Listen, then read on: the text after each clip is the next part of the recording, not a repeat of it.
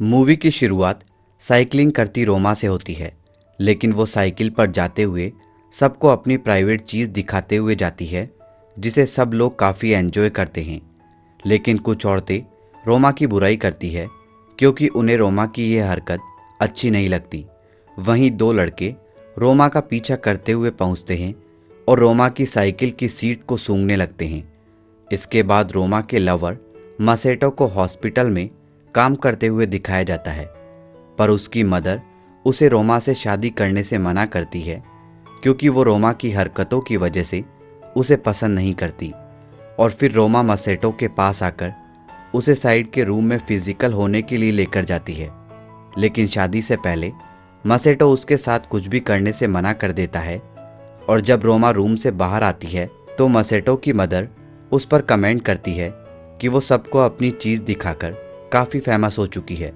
ये सुनकर रोमा चिढ़कर जवाब देती है कि अगर चाहे तो वो भी ऐसे ही फेमस हो सकती है, और घर आकर अपने स्टेप फादर के रूम में टेबल पर चढ़कर कुछ चीज़ लेने लगती है, पर उससे अच्छी तरह से नीचे नहीं उतरा जाता। तो उसके स्टेप फादर उसकी हेल्प करते हैं, लेकिन वो जानबूझकर रोमा की स्कर्ट में अपना मुंह घुसा देता है। स्टेप फादर की इस हरकत की वजह से रोमा उनके ही बारे में सोचती रहती है और अपने हाथों से खुद को संतुष्ट करके सो जाती है। अगले दिन उसके स्टेप फादर और मदर को करते हुए देखकर खुद को हाथों से ही संतुष्ट करती है। इसके बाद रोमा मसेटो के साथ जंगल में घूमने जाकर उसके साथ फिजिकल होने की कोशिश करती है, लेकिन यहाँ भी मसेटो खुद पर कंट्रोल करते हुए शादी से पहले कुछ भी करने से मना कर देता है। लेकिन इस बार गुस्सा होकर रोमा मसेटो को थप्पड़ मार देती है। इसके बाद ये वहाँ से जाने लगते हैं तो मसेटो की उंगली बाइक में आने से उसको थोड़ी इंजरी हो जाती है, तो रोमा कोई और चीज़ की बजाय अपनी अंडरवियर को उसकी उंगली पर बांध देती है। अब ये दोनों यहाँ से रोमा की वेडिंग ड्रेस देखने जाते हैं। टेलर उसे वो ड्रेस ट्राई करने के लिए कहती है, तो रोमा बताती है कि उसने अंडरवियर नहीं पहना है और जंगल में हुई घटना के बारे में बता देती है। सब पता चलने पर टेलर उसे एक दूसरी अंडरवियर दे देती है, जिसे वो पहन लेती है। और फिर रोमा को पास के ही रूम से कुछ आवाज़ सुनाई देती है, जहां वो अपने स्टेप फादर को एक लड़की के साथ फिजिकल होते हुए देखती है और बाहर जाकर कुछ लड़कों को अपने जाल में फंसाने के लिए उनके साथ डांस करती है। और जब ये लड़के रोमा के साथ छेड़छाड़ करने लगते हैं, तभी मसेटो उन लड़कों के साथ फाइट करने लगता है। ये देखकर रोमा वहाँ से भाग जाती है।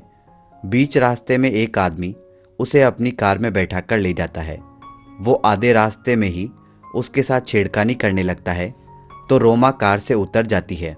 इसके बाद रोमा घर आकर अपने स्टेप फादर को सीड्यूस करने लगती है, तो उसके स्टेप फादर भी मौके का फ़ायदा उठाकर उसके साथ फ्लर्ट करने लगते हैं।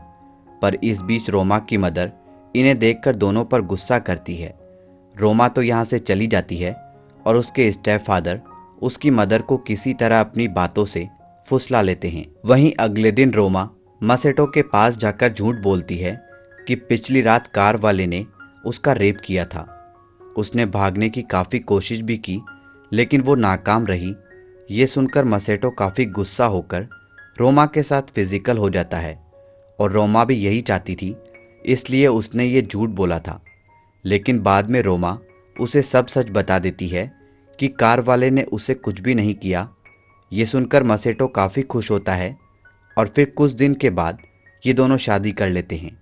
लेकिन शादी के बीच में ही रोमा अंदर चली जाती है, तो उसके स्टेप फादर भी उसके पीछे आते हैं और ये दोनों फिजिकल हो जाते हैं। शादी होने के बाद मसेटो उसे प्रॉमिस करता है कि वो कभी भी उसे धोखा देकर किसी और से प्यार नहीं करेगा, और वो भी रोमा से पूछने लगता है कि क्या वो भी उसकी तरह प्यार में लॉयल रहेगी। तो रोमा बोलती है कि उसका नहीं पता वो किसी और के साथ खुद को फिजिकल होने से रोक पाएगी या नहीं। ये सुनकर मसेटो उसकी इस बात को मजाक में उड़ा देता है, पर वो नहीं जानता था कि उसकी पीठ पीछे वो क्या गुल खिलाएगी। और इसी के साथ ये मूवी समाप्त हो जाती है। दोस्तों, इसी तरह के मूवी एक्सप्लेनेशन हिंदी भाषा में देखने के लिए हमारे यूट्यूब चैनल हिंदी एज को अभी सब्सक्राइब करें और बेल आइकन का बटन दबा दें, जिससे आपको हमारे लेटेस्ट वीडियो के नोटिफिकेशन सबसे पहले मिल सके। धन्यवाद दोस्तों।